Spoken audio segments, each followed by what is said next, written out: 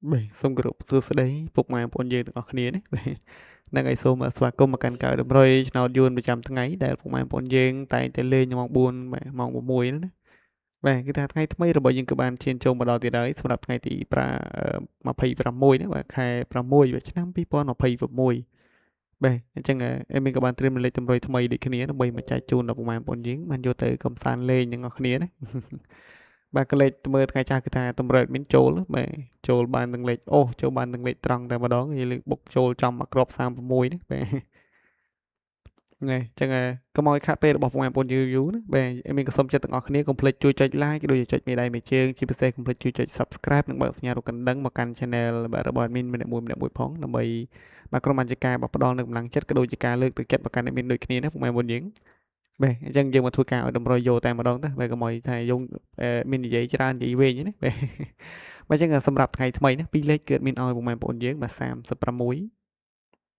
អូបាទអធិស្ឋានមកយើងណាបាទអធិស្ឋានបាទមានឲ្យ26បាទ26ណែ26បាទក្របទី2មានឲ្យបាទ68បាទក្របទី3របស់យើងផងដែរមានឲ្យ02បាទបូករួមនឹងក្របចុងក្រោយមានឲ្យលេខ89ណាបាទចឹងសម្រាប់ពីរលេខបងប្អូនយើងយកទៅកំសាន្តលេងក៏កុំភ្លេចចាក់គុណត្រឡប់ឬក៏ឡើងមកលេខចុះមកលេខផងមកសម្រាប់ពីរលេខរបស់យើងណាលេងរោងផងទៅបាទហើយសម្រាប់3លេខវិញបងប្អូនយើងណាបាទ3លេខមានឲ្យបាទ286បាទមកក្របទៀតគឺមានឲ្យ513បាទ513ហ្នឹងហើយចឹងបងប្អូនយើងយកទៅកំសាន្តលេងក៏កុំភ្លេចបាទលេងគុណផងណាសម្រាប់3លេខបាទលេងគុណផងបានគុណប្រយ័ត្នស្ដាយណាបាទបានគុណប្រយ័ត្នស្ដាយនៅជាមួយនឹងលេខអូសរបស់យើងវិញលេខអូសកើតមានឲ្យលេងអូស20ណាបាទ20ហើយមួយឈុតទៀតកើតមានឲ្យលេងអូស8បាទ28ទាំងឆ្លាញ់20អូស20ឆ្លាញ់8អូស8ហ្នឹងបងប្អូនយើងទាំងអស់គ្នា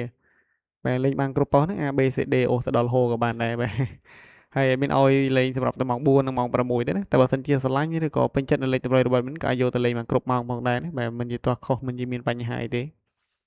បាទចឹងadmin ក៏ជូនពរដល់ពុកម៉ែបងប្អូនយើងទាំងអស់គ្នាណាបាទក៏សូមឲ្យពុកម៉ែបងប្អូនយើងដែលបានយកលេខតម្រុយពី channel របស់ admin យកទៅផ្សងក៏សូមឲ្យហេងបាទចូលចំទាំងអស់គ្នាបាទហើយជាចុងក្រោយក៏សូមជូនពរដល់ពុកម៉ែបងប្អូនយើងបាទសូមឲ្យសុខភាពល្អសំណាងល្អរកស៊ីបាទទទួលទីមានបានតិចជួបទាំងអស់គ្នាណាបាទហើយធ្វើដំណើរបាទមិនថាចិត្តមិនថាទីឆ្ងាយទេណាបាទក៏សូមឲ្យជួបទៅវត្តភាពទាំងអស់គ្នាផងដែរ